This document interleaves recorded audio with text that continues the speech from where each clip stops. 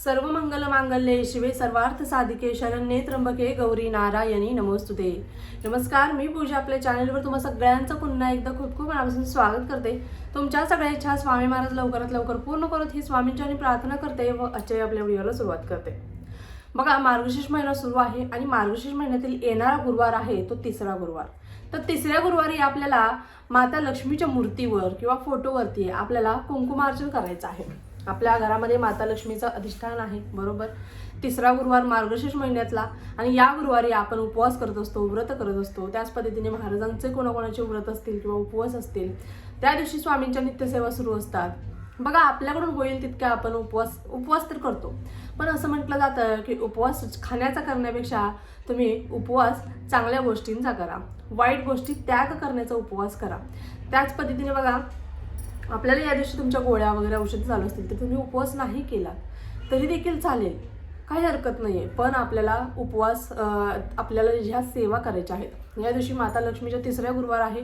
पूजा मांडणी वगैरे आपण भरपूर महिला सकाळीच करतात, पण सायंकाळच्या वेळेस तुम्हाला हे कुंकुमार्चन करायचं आहे. तर कुंकुमार्चन अखंड लक्ष्मी प्राप्तीसाठी. बघा, लक्ष्मी कोणाला नको आहे? तुमच्यापासून माझ्यापर्यंत प्रत्येकाला लक्ष्मी हवी आहे, बरोबर ना?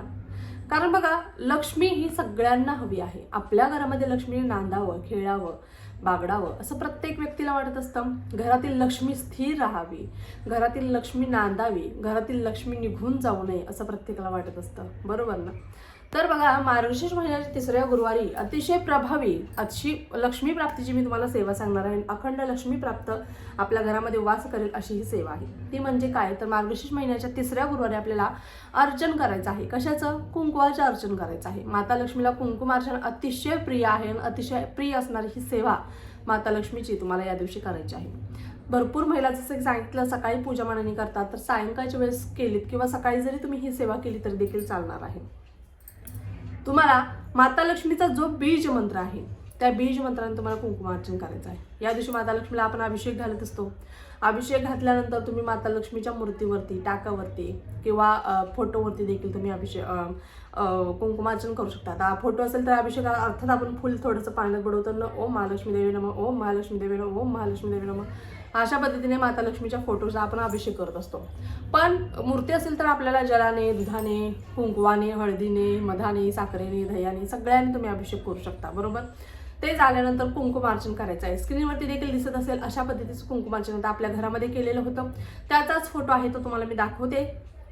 बघा, कुंकुमार्चन करताना तुम्हाला माता लक्ष्मीचा जो बीज मंत्र आहे ओम ओम श्रीम ह्रीम श्रीम कमले कमलालये प्रसिद्ध प्रसिद्ध श्रीम ह्रीम श्रीम ओम महालक्ष्मी देवे नमः, नमो नमः अशा पद्धतीने पायापासून आपल्या माता लक्ष्मीच्या डोक्यापर्यंत असं कुंकुमार्चन करायचं आहे. कुंकुमार्चन करताना ही मुद्रा ठेवायची आहे. ही करंगळी आणि हे अंगठ्याच्या बाजूचं बोट, दोन्ही बोट वरती हवी आहेत. अशा पद्धतीने कुंकुमार्चन करताना व्यवस्थित पायापासून डोक्यापर्यंत असं व्यवस्थित कुंकुमार्चन तुम्हाला करायचं आहे. त्याच पद्धतीने ही मुद्रा करायची आहे. एवढं लक्षात ठेवा, ही मुद्रा आपल्याला कुंकुमार्चन करताना करायची आहे. बघा, तुम्ही 21 वेळा बोलू शकता मंत्र, 21 वेळा, 51 वेळा, 108 वेळा किंवा तुम्हाला जितकं शक्य होईल तुम्ही तितक्या वेळा या मंत्राचा जप करत तुम्ही कुंकुमार्चन करू शकता. आणि याच्यापेक्षा अतिशय सुंदर सेवा असे कोणती असेल तर बघा, जे श्रीसुक्तम आहे, श्रीसुक्तमच्या प्रत्येक ओवीला कमलात्मक मंत्र लावून जर आपण कुंकुमार्चन केलं तर याहून दुसरी सुंदर कोणतीच सेवा नाही असं म्हटलं तरी देखील चालेल. तुम्हाला शक्य असेल तर 16 वेळा तुम्हाला श्रीसुक्तमच्या प्रत्येक ओवीला तुम्हाला कमलात्मक मंत्र लावून कुंकुमार्चन करायचं आहे. नाही शक्य तर कमीत कमी एकदा तरी श्रीसुक्तमच्या प्रत्येक ओवीला कमलात्मक मंत्र लावून कुंकुमार्चन करायचं आहे. फलश्रुती करताना मात्र कुंकुमार्चन करायचं नाही. फलश्रुती बोलताना तुम्हाला दोन्ही हात जोडून उभं राहायचं आहे फक्त. आणि 16 वेळा करणार असेल तर 16व्या वेळेस तुम्हाला फलश्रुती बोलायची आहे, बरोबर. आता प्रत्येक ओवीला कसं लावाल तर बघा, हरि ओम हिरण्यवर्णम हरणीं सुवर्ण रजसस्त्रजां चंद्रा हिरण्मयीं लक्ष्मीं जातवेदोम आवहा ओम श्रीं ह्रीं श्रीं कमले कमलालये प्रसिद्ध प्रसिद्ध श्रीं ह्रीं श्रीं ओम महालक्ष्मी देवे नमः, नमो नमः अशा पद्धतीनं कुंकुमार्चन करायचं आहे आपल्याला. म्हणजे श्री सुक्तमच्या प्रत्येक ओवीला जर आपण लावून म्हणजे त्या सुरामध्ये जर बोललात तर बघा म्हणजे एक प्रकारचे आनंदमय म्हणजे प्रसन्न वातावरण घरामध्ये आपल्या तयार झालेलं असतं. तर मग ते वातावरण इतकं प्रसन्न आणि आनंदमय होतं की घरामध्ये साक्षात माता लक्ष्मी आपल्या घरामध्ये आलेली आहे असा भास आपल्याला होत असतो. खूप सुंदर असं ते कुंकुमार्चन, ते कुंकुमार्चनची जी शक्ती असते, ताकद असते, ती डबल झालेली असते. आपलं कोणतंही कार्य असो ते सिद्धीच जात नसतं. किंवा चांगल्या एखाद्या बघा बिझनेस डील असेल किंवा एखादं लग्न कार्यासाठी मुलगी पाहायला जात असो, मुलगा पाहायला जात असो, एखाद्या चांगल्या कामासाठी आपण घरातून बाहेर पडत असो, त्या अशा वेळेस हे कुंकू आता कसं लावले, अशा पद्धतीने कुंकुमार्चन केलेलं कुंकू जर तुम्ही लावलं तुमच्या कपाळाला आणि ते कार्य करण्यासाठी गेला तर ते कार्य सिद्धीच जातं म्हणजे जातच. इतकी प्रभावी ताकद त्या कुंकुवामध्ये आहे आणि तुमचं रक्षण, तुमचं सुरक्षा कवच बनून देखील तुमच्यासोबत राहत असतं. त्यामुळे फक्त महिलांनीच नाही, घरातील पुरुषांनी देखील बाहेर जाताना, चांगल्या कार्यासाठी जाताना किंवा रोज बाहेर जाताना जर हे कुंकुमार्चन केलेलं अतिशय पवित्र दिव्य असं कुंकू आपल्या जर कपाळी लावलं, आपल्या माथी लावलं तर आपलं कार्य कोणत्याही सिद्धीत जातं.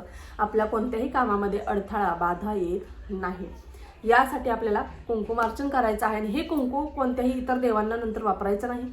नंतर पुन्हा तुम्ही ज्यावेळेस कुंकुमार्चन ही सेवा कराल त्यावेळेस ते कुंकू तुम्हाला कुंकुमार्चनच्या सेवेमध्ये तुम्ही वापरलात तरी देखील चालणार आहे. अशा पद्धतीने या कुंकुमार्चन सेवेचे महत्त्व आहे, जे तुम्हाला कुंकुमार्चन करताना म्हणजे माता लक्ष्मीचा बीज मंत्र लावून जर तुम्ही कुंकुमार्चन केलं तर अतिशय सुंदर. यासोबत शक्य झालं तर विष्णू सहस्त्रनाम बोला किंवा श्रवण करा. कारण माता लक्ष्मीला काय प्रिय आहे? भगवान विष्णूंची सेवा प्रिय आहे. माता लक्ष्मीला काय प्रिय आहे? भगवान विष्णूंची सेवा प्रिय आहे. ज्या घरामध्ये भगवान विष्णूंची सेवा केली जाते त्या घरातून माता लक्ष्मी कधीच हलत नाही. त्यामुळे अखंड त्या घरामध्ये वास करते. त्यामुळे माता लक्ष्मीची सेवा करायचीच आहे आपल्याला बरोबरून. पण त्याचसोबत कमीत कमी एकदा विष्णू सहस्त्रनाम, नाही शक्य तर व्यंकटेश स्तोत्राचे एक वेळेस पठण करा. माता लक्ष्मीला अतिशय विष्णू सहस्त्रनाम, त्याच भगवान विष्णूंची कोणतीही सेवा माता लक्ष्मीला अतिशय प्रिय आहे. किंवा विष्णू गायत्री मंत्र 16 वेळा बोला, लक्ष्मी गायत्री मंत्र 16 वेळा बोला. त्याच पद्धतीने बघा हे कुंकुमार्चन झालं. महालक्ष्मी अष्टकमचे पाठ जितका जास्त होईल तितका महालक्ष्मी अष्टकमचे पाठ करा. किंवा महालक्ष्मी अष्टकम बोलत 16 वेळा तुम्ही महालक्ष्मी अष्टकम बोला आणि 16 वेळा महालक्ष्मी अष्टकम बोलत जरी कुंकुमार्चन केलं तरी देखील चालणार आहे. माता लक्ष्मीला महालक्ष्मी अष्टकमची सेवा देखील अत्यंत प्रिय आहे. त्याच पद्धतीने बघा सायंकाळच्या वेळेस आता सगळेजण पूजा मांडणी सकाळी करतात, कोणी कोणी सकाळी सेवा करेल, तर सायंकाळच्या वेळेस माता लक्ष्मीला कापूर म्हणजे भीमसेनी कापरामध्ये माता लक्ष्मीला म्हणजे पॉझिटिव्हिटी आकर्षित करण्याची किंवा माता लक्ष्मीला खेचून आणण्याची ताकद त्या भीमसेनी कापरामध्ये असते. माता लक्ष्मीला भीमसेनी कापूर अतिशय प्रिय आहे. तर सायंकाळच्या वेळेस काय करायचं, तुम्हाला 2 भीमसेनी कापराच्या वडे घ्यायचे आहेत आणि 2 लवंग घ्यायचे आहेत आणि तुमच्या घरामध्ये बरोबर मध्यभागी तुम्हाला काय करायचं किंवा तुमच्या देवघरासमोर ओम श्री महालक्ष्मी देवे नमः, ओम श्री महालक्ष्मी देवे नमः किंवा ओम श्रीम ओम श्रीम ओम श्रीम ओम श्रीम असं म्हणत तुम्हाला तर कापूर जाळायचंच आहे. कापूर संपेपर्यंत तुम्हाला एका मंत्राचा या जप करायचा आहे. अतिशय पॉझिटिव्ह एनर्जी आपल्या घरामध्ये तुम्हाला जाणवेल. अतिशय पॉझिटिव्ह एनर्जी तुमच्या घरामध्ये जी ऊर्जा उत्पन्न होईल, निगेटिव्हिटी वाटणार नाही. घरामध्ये रखरख वाटते, घरामध्ये थांबू वाटत नाही, घरामध्ये चिडचिड होते, घराच्या बाहेर जाऊ वाटतं, तर हे सगळे प्रॉब्लेम्स नाहीसे होतील. त्यामुळे गुरुवारी तुम्ही ह्या सेवा करायला विसरू नका. जर रोज तुम्ही भीमसेनी कापराचा हा उपाय केला तर अतिशय अतिशय उत्तम म्हणजे उत्तम. त्यामुळे तुम्ही नक्कीच या सेवा करा. आणि मार्गशीर्ष महिन्याच्या 3ऱ्या गुरुवारी माता लक्ष्मी जर अखंड आपल्या घरामध्ये राहावी असं वाटत असेल तर कुंकुवाचं अर्चन करायला अजिबात विसरायचं नाहीये.